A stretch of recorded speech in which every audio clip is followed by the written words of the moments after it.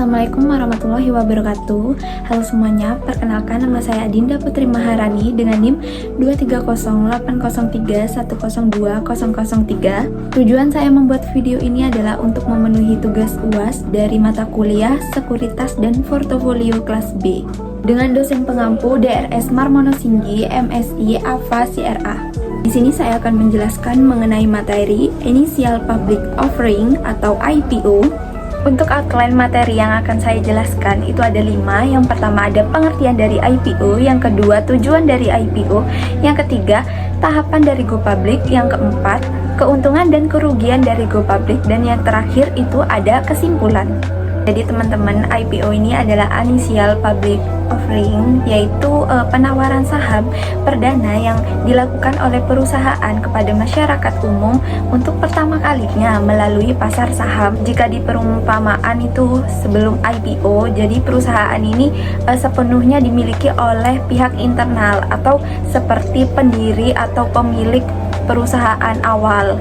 Lalu setelah IPO, perusahaan ini menjual sebagian kepemilikannya dalam bentuk saham kepada publik. Nah, saham-saham ini yang bisa dibeli oleh siapapun, termasuk para investor maupun individu atau institusi dari perusahaan lainnya. Selanjutnya yaitu ada tujuan dari IPO.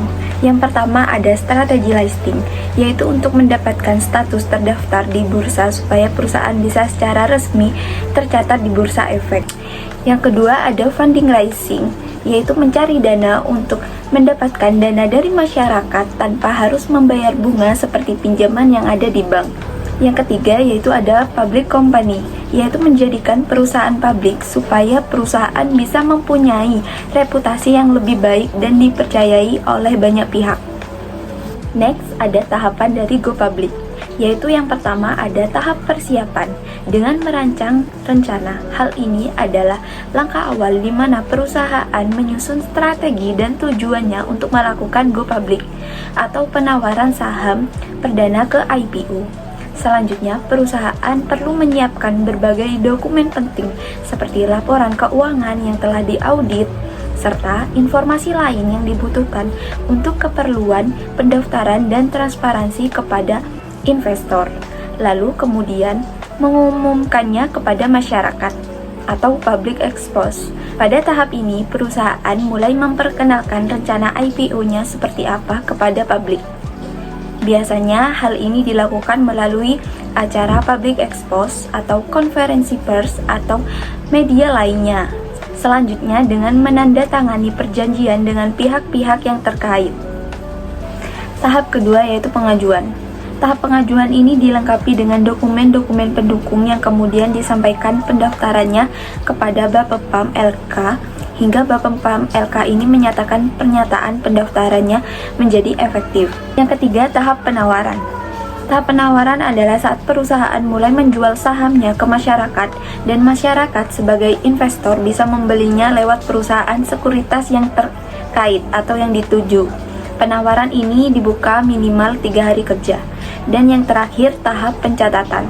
Setelah selesai penjualan saham di pasar perdana, selanjutnya saham tersebut dicatat di Bursa Efek Indonesia. Jadi go public ini mempunyai keuntungan dan kerugiannya sendiri ya teman-teman. Untuk keuntungannya itu yang pertama ada perusahaan dapat meningkatkan likuiditas dan memungkinkan para pendiri perusahaan untuk menikmati hasil yang telah mereka capai. Kedua, perusahaan yang sudah go public bisa bergabung merger dengan perusahaan lain cukup dengan menawarkan sahamnya sebagai alat tukar tanpa harus membayar dengan uang tunai. Ketiga, para pendiri perusahaan dapat melakukan diversifikasi untuk mengurangi risiko portofolio mereka. Keempat, memberikan nilai suatu perusahaan. Dan yang terakhir, meningkatkan potensi pasar.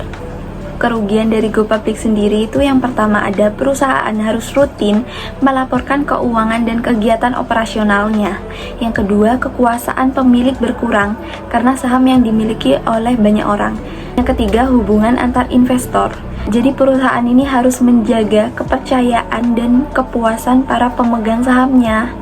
Terakhir yaitu ada terbuka. Perusahaan tidak bisa lagi menyembunyikan informasi penting seperti saat masih menjadi perusahaan tertutup atau belum go public. Jadi untuk kesimpulan pemaparan materi yang saya jelaskan mengenai IPO atau Initial Public Offering itu adalah proses ketika perusahaan yang dimana pertama kalinya menjual sahamnya kepada masyarakat umum melalui pasar saham. Langkah ini menjadikan perusahaan berubah status dari yang awalnya tertutup menjadi terbuka atau go public. Nah, IPO ini memberikan banyak manfaat seperti memperoleh dana segar untuk pengembangan usaha, terus meningkatkan citra dan kepercayaan publik atau masyarakat, serta memperluas jangkauan pasar.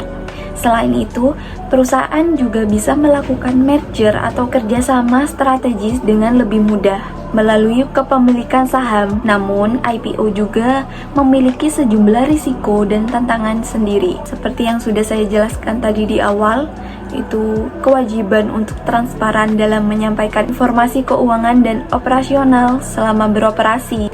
Terus terbatasnya kontrol dari pemilik awal serta keharusan untuk menjaga hubungan yang baik dengan para investor. Oleh karena itu, keputusan untuk melakukan IPO ini harus didasari oleh pertimbangan yang matang dan strategi bisnis yang jelas.